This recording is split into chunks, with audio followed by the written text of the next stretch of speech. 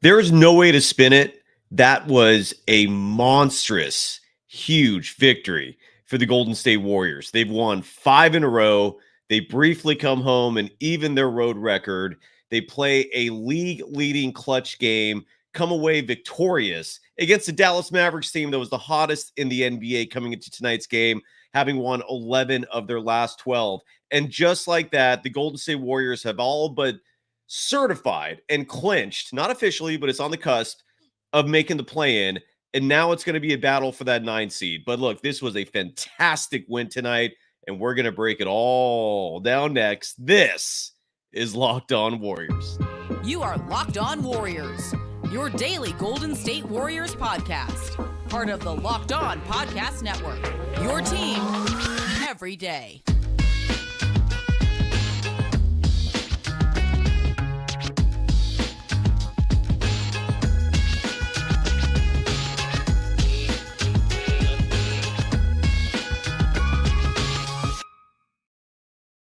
Thank you for making Locked On Warriors your first listen every day. We're free and available wherever you get podcasts and on YouTube, where we're exclusively live. We're part of the Locked On Podcast Network, your team every day. Today's episode is brought to you by Game Time. Download the Game Time app, create an account, and use the code Locked On NBA for $20 off your first purchase. Follow me, Cyrus Saatsaz, on Threads. I was pretty active there tonight. At Dog Wild. The handle is super easy. The program is also on Threads at Locked On Warriors. Good evening, everyone. Happy Tuesday night. Happy Dub Nation. That is the mood prevailing within the fan base after a huge victory for the Golden State Warriors against the Dallas Mavericks team that came into tonight's game, again, having won 11 of 12. They came into this game 16 games above 500. One of, if not the hottest teams in the NBA, and the Golden State Warriors took care of business 104-100 on a night when Jonathan Kuminga missed his 4th straight game. It was his fellow wing, his fellow small forward, Andrew Wiggins, that stepped up huge, and it wasn't projecting that way. Early in this game, Wiggins was missing early shots, was struggling. His first half numbers on the night, just to paint a picture of just how unimpressive the first half was, how non-special it was. Wiggins played 15 minutes. He was 2 of 7 from the field. He had 7 points. He was a -1 in net rating, had a turnover. And usually when Wiggins starts a game like this, it's not a good sign. It's usually leading into another disappointing night. That was not the case in this game. Andrew Wiggins came out, and again, this was a game that at the half, it was tied 49-49. And even though the game was tied, the Mavericks went into the half with all the momentum because the Warriors were leading this game in the second quarter 49-36.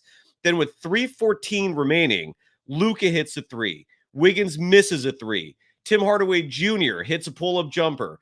Pods turns it over. Steph turns it over. Dre turns it over. Kyrie hits a 3. Wiggins gets blocked by Maxi Kleber. Then Luka Doncic hits a jumper. Then Exum hits a 3. And all of a sudden, that's a 13-0 run, and we're going to the half tied 49-49. Again, not boding well for the Golden State Warriors. But what happens in that third quarter after the Mavericks continue their role early in that quarter? It was the Andrew Wiggins show. He arrived, and again, he looks different. I mean, just from the eye test alone, you see definition muscle-wise in his arms and shoulders. That to me is the clearest sign that he looks different as an individual than what he did earlier this season. He looks like he's in shape. He looks like if he wants to take over, now he can. I can't remember the last time I saw this version of him. I don't remember ever last year seeing it. 2022 might be the last time we saw this edition of Andrew Wiggins where he's dominating games. He's imposing his force inside. But that third quarter was huge for Andrew Wiggins. In a quarter where the Warriors outscored the Dallas Mavericks 31-25, Andrew Wiggins was 4 of 5 from the field. He was 2 of 3 from beyond the arc. He finished with 12 points just in that third quarter alone.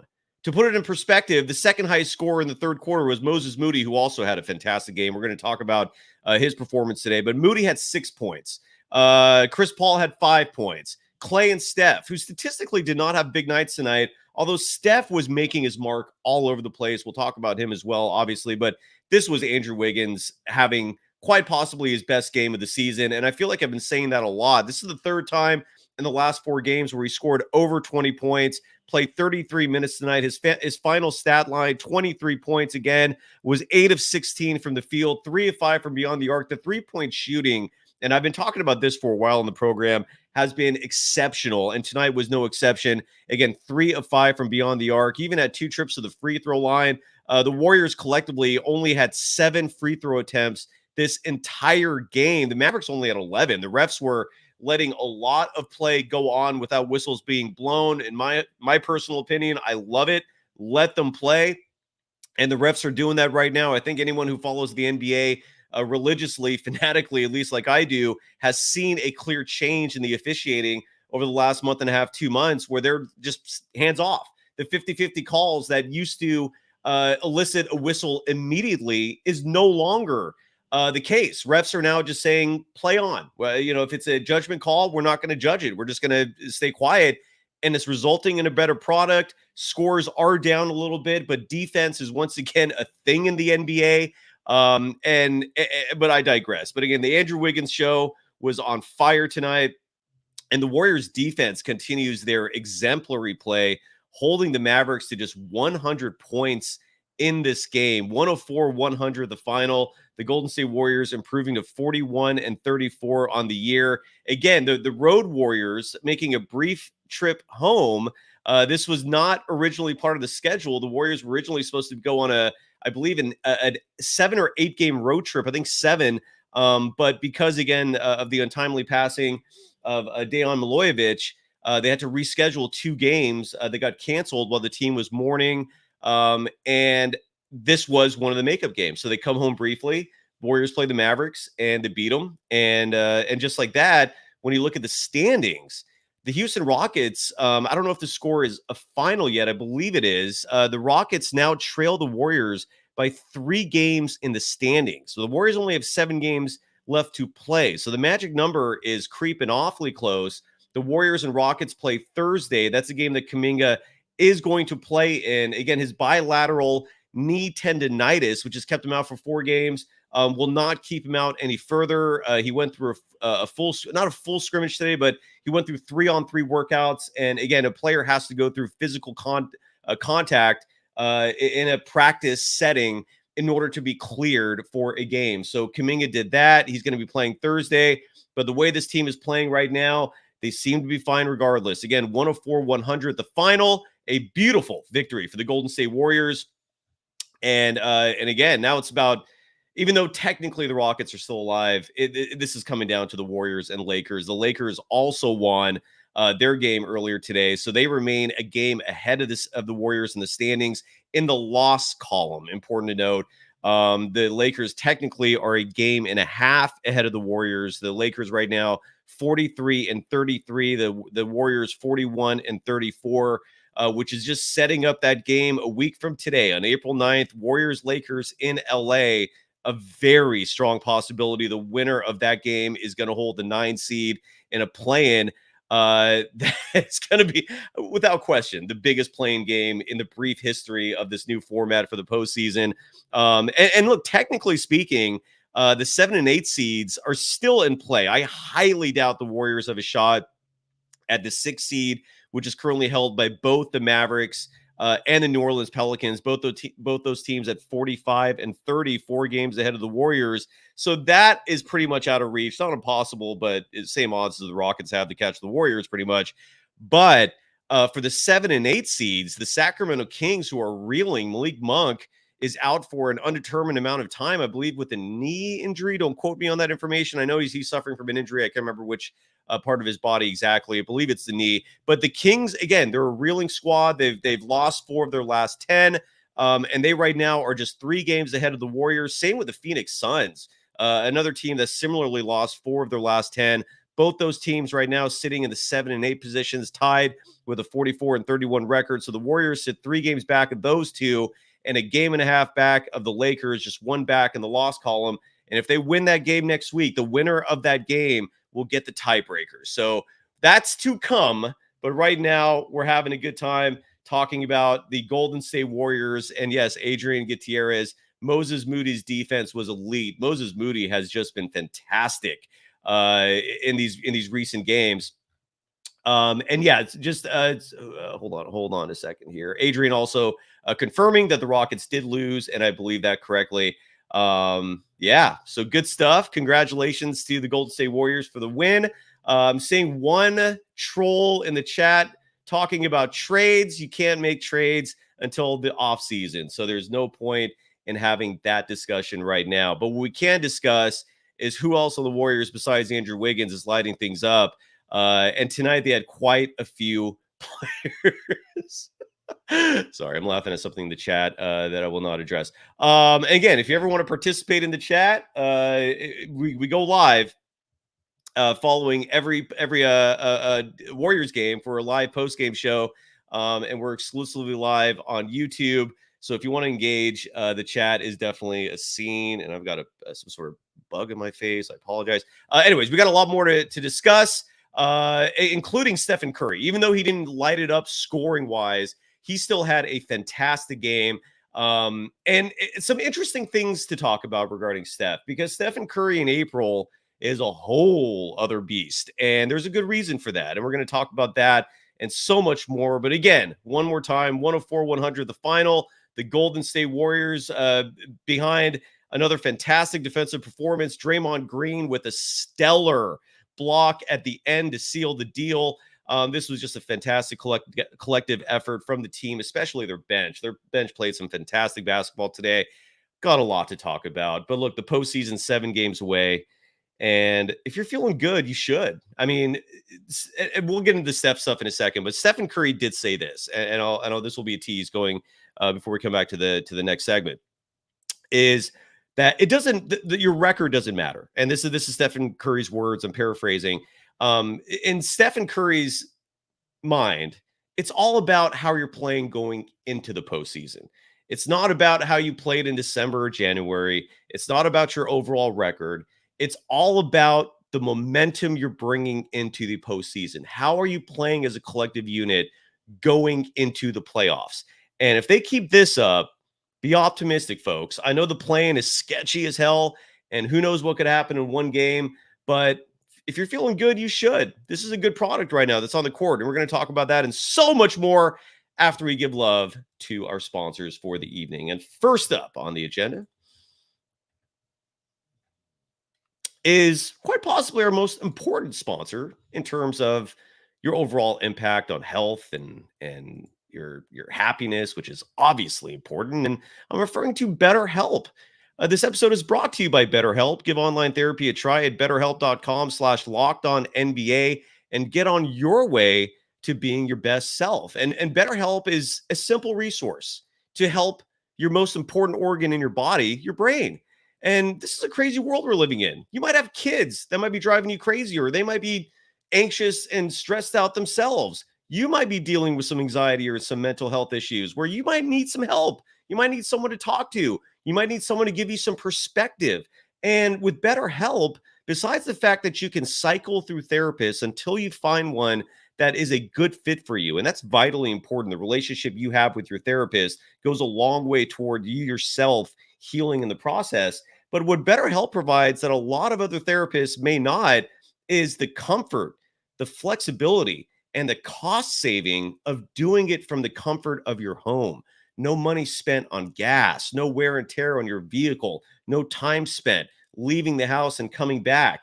And for anyone out there who still believes there is a stigma associated with mental health, shame on you if you believe that. At a bare minimum, that's an added bonus for BetterHelp. The seclusion, the anonymity of being at home, maybe will even help with the anxiety issue as well, if that is your issue. But regardless, BetterHelp's a fantastic resource. Go check them out, if for no other reason, just to do a check-in, again, on the most important organ in your body. So if you're thinking of starting therapy, give BetterHelp a try. It's entirely online. It's designed to be flexible and suited to your schedule. Visit betterhelp.com/lockedonnba to get 10% off your first month. That's BetterHelp, HELP.com/lockedonnba. You are Locked On Warriors, your daily Golden State Warriors podcast. Part of the Locked On Podcast Network, your team every day. Are you watching Fox Sports or ESPN on your TV all day? And do you have to turn down the volume with all that shouting on those programs? Make the switch to Locked On Sports today. It's a free 24/7 sports streaming channel programmed for you every day to bring you the biggest stories without all the screaming. Locked On Sports today brings you can't-miss analysis, opinions, and news streaming 24/7 on YouTube or the free Amazon Fire TV channels app, part of the Locked On Podcast Network, your team every day. I want to check real fast if there's any sound coming down from the postgame press conference of the Warriors and Mavericks, where, again, the final score 104-100. Draymond Green, real fast, his stat line, that block at the end was colossal. And again, stats are rarely, if ever, where you go to Dre to find out just what his impact was on the game. And tonight was no exception. 11 points, nothing to write home about. 8 rebounds, that's good. Not great, but good. 6 assists, 4 power forward, solid stat line, but nothing to write home about. 4 steals is something else. But that is your stat line for Draymond Green. A little bit of everything. Fantastic defense. And again, that block at the end of the game, which I believe he successfully executed on Daniel Gafford, who was having a game himself with the team was missing their star rookie. I'm drawing a blank on his name. I've had issues with names lately. Maybe it's like a senior moment for me. But if I remember, I'll let you know. Regardless, the Mavericks were missing their rookie center, who has been playing some fantastic basketball this season. And for some reason, I cannot find his name, which is driving me up the wall. But anyway, so that put more of an impetus on Daniel Gafford, a player they acquired mid-season in a trade that sent Grant Williams over to the Washington Wizards. Derek Williams is the player I was trying to think of. Or I'm sorry, not Derek Williams. Derek Lively was out for this game. I believe he had knee soreness. But regardless, Gafford was having his way, as a lot of bigs do when they play the Golden State Warriors, the smallest team by height in the NBA. And so for Draymond Green to have that huge block at the end, Gafford finished this game with 10 points, 8 rebounds. But his impact was a lot bigger than what the stat line shows. So kudos to Draymond Green, a huge game for him. 2 players, though, Stephen Curry and Klay Thompson. The Splash Brothers were not splashing tonight. Klay Thompson had a average at best game, nothing to rave about. 14 points for him in 28 minutes of play. He was only 5 of 14 from the field, missed a couple of close range shots in addition to his 3-point shot not falling efficiently tonight. He only shot 25%, 2 of 8 from beyond the arc, 14 points total. But Stephen Curry, even though his shot as a whole was not falling, even though the refs were once again screwing him to no end. I mean, there were quite a few calls there that were egregious. Bob Fitzgerald, who normally is not afraid to speak out if he observes injustice in the officiating world, even he was particularly peeved in tonight's game. Steph was getting hammered. Steph should have gone to the free throw line more than 0 times. That is ridiculous to have absolutely no free throw attempts in this game. But he still had a tremendous impact. I mean, never mind the fact that Stephen Curry's gravity is huge, right? Every defense, their primary focus is going to be stopping him, double teaming Steph. Jason Kidd, his strategy oftentimes as head coach of the Mavericks, playing defense on the Warriors, is to put bigger players on Stephen Curry to try to bother his shot. So we saw a lot of Derrick Jones Jr. We saw a lot of Tim Hardaway Jr. Defending Steph, and that had a limited impact on his overall field goal percentage. But Steph was still shooting it very efficiently from beyond the arc. He was 3 of 5 from 3, but he had a very complete game. Even though Steph finished with just 13 points, he did have 7 rebounds in this game. He did have 7 assists in this game. He had 2 blocks in this game, which for him is phenomenal. But Stephen Curry overall, April is the month where he wakes up. And what I mean by that is a couple years ago, he revealed in an interview, and I've never heard him say this again. Part of me wonders if he regrets even letting this part slip. It reminded me of a terrific baseball hitter accidentally revealing secrets about their swing. But Stephen Curry revealed basically, and I've said this on the show before, that he looks at the season in 3 parts. And with each part, he's playing at a different gear. He likes to start the season off hot. So if you're driving, let's say, a 5-gear vehicle, he starts the season usually in gear 4. And you see the numbers show that. His 3-point percentage in the first part of the season is always very high. He's lighting it up scoring wise. But then there comes a point where, and this is usually around December, where he slows it down a bit. He views the middle part of the season as the slow part, as the grind of the season. And he adjusts his game accordingly. There's a very good reason, for example, you're not seeing Stephen Curry body up and throw his body around inside for easy buckets, which you're accustomed to seeing him do in the postseason, because he's developed a lot more strength. I mean, he can do that. That's a part of his game that early in his career he was not terrific at, but he can get to the rim now. He has the strength to body up, to throw his body in there, and he's very creative at getting the ball in the bucket when he's in the paint or somewhere within the vicinity of the basket. And the third part of the season for Steph starts in April. And this is when he's shifting. So the second part is he's shifting down into 3rd gear. This part of the season, when April rolls around and he's fully cognizant of how important it is for the Warriors to go into the postseason playing a fantastic brand of basketball. They're executing. They're being efficient. They're not making mistakes. They're beating good teams like the Dallas Mavericks and impressive wins like tonight. So Stephen Curry is now ratcheting it up.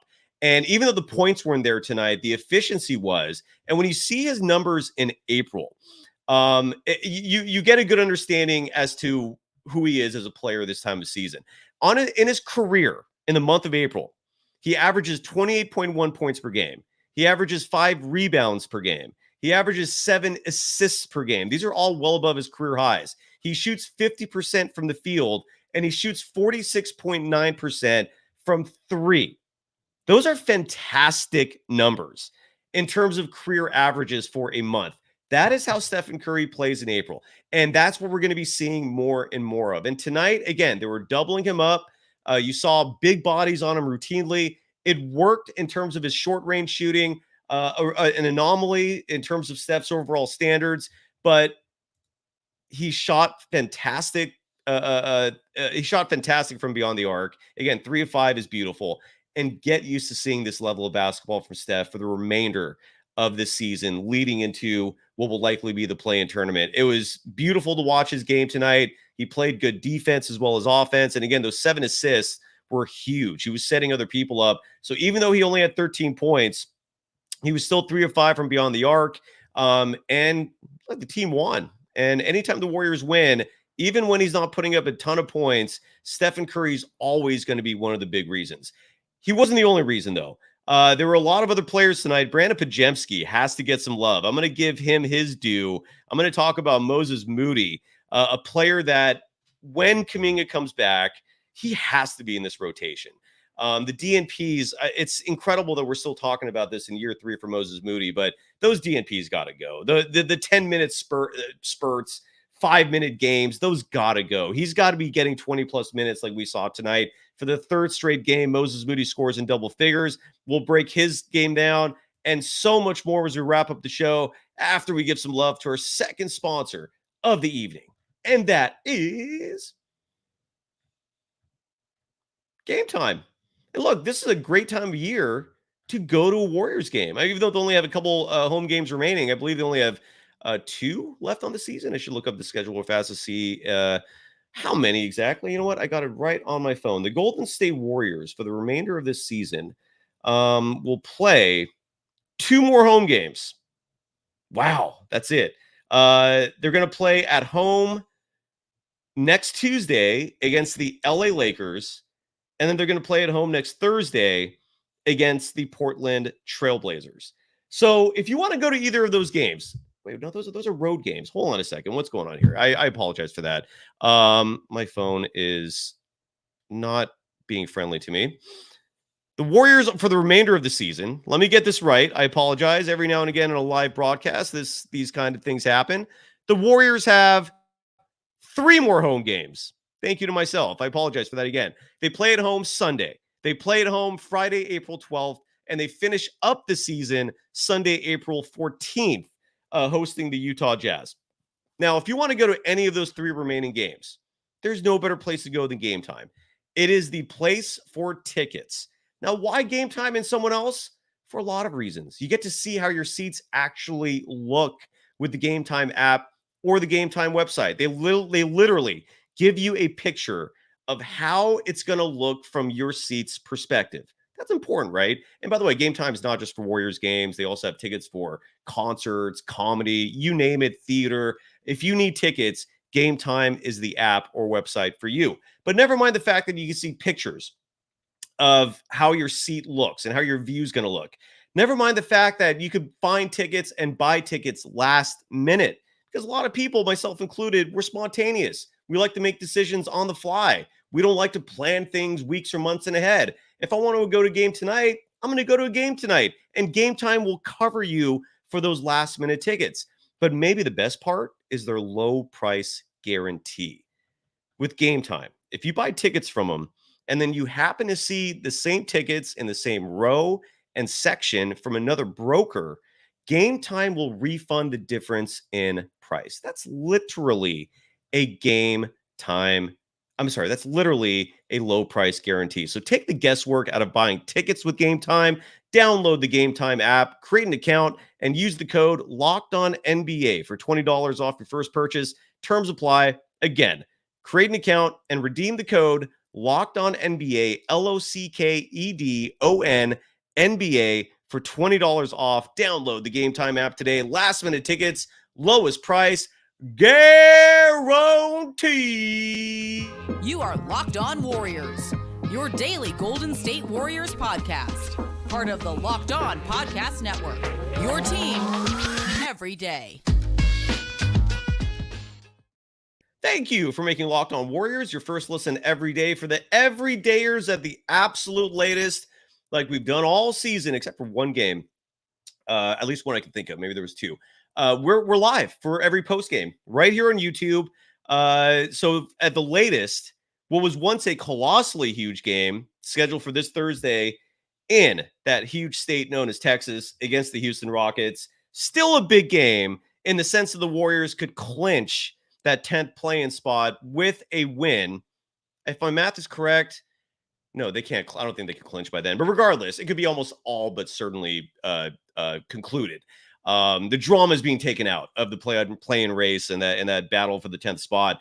But Thursday, Warriors and Rockets, the Houston Rockets not living up to their side of the billing. They've now lost 2 straight. Still a big game, though. The Warriors lead the Rockets by 3 for that final play-in position, and we'll be back at it right after that game. So tune in for that. Warriors, Rockets post-game right here on Locked On Warriors. Let's see if there's any sound that has come in since the game concluded. And the answer to that is no, still no sound. All right, so we're not going to play any sound on tonight's broadcast, and that's okay. I want to give some love real fast. Actually, let me see what's going on in the chat. If there's anything worthy of addressing there. John Holmes referencing Bob Meyer's 2021 draft, saying Moody and Kuminga look like excellent drafts. Wholeheartedly agree. Super dope hip hop writes that objectively Klay Thompson got away with a clear walk to end the game, or else the Mavericks have a chance to tie or win. I don't know. John Holmes again talking about Moses Moody, saying it's damn ridiculous not to give him 15 to 20 minutes. Super dope hip hop. You two are just dominating the chat towards the end. Talking about Andrew Wiggins, his net rating, according to Super Dope Hip Hop, is plus 4.1 per game since January 15th. I should do my research on that to see if that's true. Adding that he's averaging 15 points per game, 5 rebounds per game, 2 assists per game on even splits. This notion that they just started for Wiggins is not true. So I think you're referencing. So according to Super Dope Hip Hop, you're saying that Andrew Wiggins since January 15th is playing great basketball. The one thing I'll push back on in terms of that is this week is literally the first time all season where Andrew Wiggins has exhibited consistency. He's scored 20 plus points in 3 of the last 4 games. He did have a dud the last game, but we can ignore that. considering the other 3 games. But again, 15 points per game for the second highest paid player on the team. Is that satisfactory to you? Is that what you want or expect from a team that's a world championship contender? I want more. I ask for more. I expect more from a player that was the second best player on a world championship team less than 2 years ago. But I do agree with you. His game's turned around. He's playing a hell of a lot better than he was. Fal Sharpton, you're absolutely right that Moses Moody held his own against Kyrie Irving, one of the most difficult players in this game to defend, with that incredible skill set, the handles, the ability to create space, the misdirection. Moody held his own. Let's talk about his stats real fast. Moses Moody, first of all, that shooting slump that he had was a thing of the past. He's been lights out. Again, 3 straight games where he's scoring in double figures. All of his points tonight coming from 3-point shots. He was 4 of 6 from beyond the arc. Had 2 other field goal attempts that were not 3-pointers. He missed both of those. Added 3 rebounds in this game. And no turnovers, which is huge. Had 1 steal as well in 20 minutes. This kid can play. I saw someone in the chat mention that, I was asking what my thoughts were about Moody maybe starting over Klay Thompson.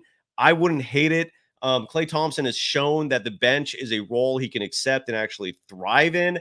So if you're asking me, do I want Moses Moody to start at the shooting guard position? Yes, please sign me up. Dr. Sean Stanley. Dr. Sean, great to hear from you. I haven't seen you in a while. Writing that Chris Paul getting more aggressive, and that's great. You're absolutely right there. Chris Paul had a fantastic game.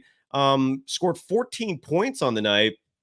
Was 2 of 3 from beyond the arc. That's what stuck out to me the most. His outside shooting was going in. Added 5 assists. Was second on the team in net rating with a +8. So kudos to Chris Paul. Great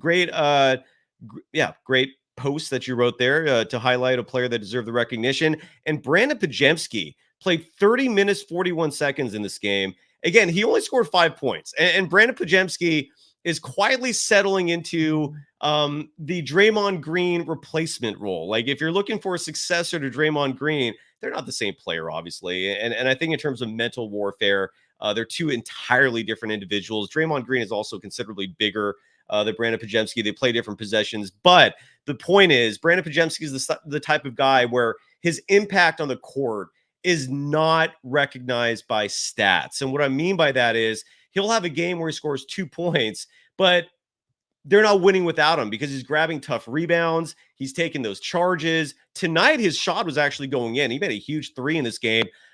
Finished the night with just 5 points. He did have 5 assists. He played a fantastic role as a playmaker, but he grabbed 10 rebounds in this game, and he finished the game leading the team in net rating with a +17. Brandon Podziemski also leads the Warriors in net rating on the season, and it's not even close. The last time we talked about it was a couple weeks ago, and I think he led. It's him, Kuminga, and Draymond Green. Those are your top 3 players for the Warriors in terms of net rating, but Podziemski is far and away number 1. His net rating on the season was over 200 the last time I looked at it. I don't have that stat in front of me, but Podziemski had a fantastic night. He seemed to always be at the right place at the right time.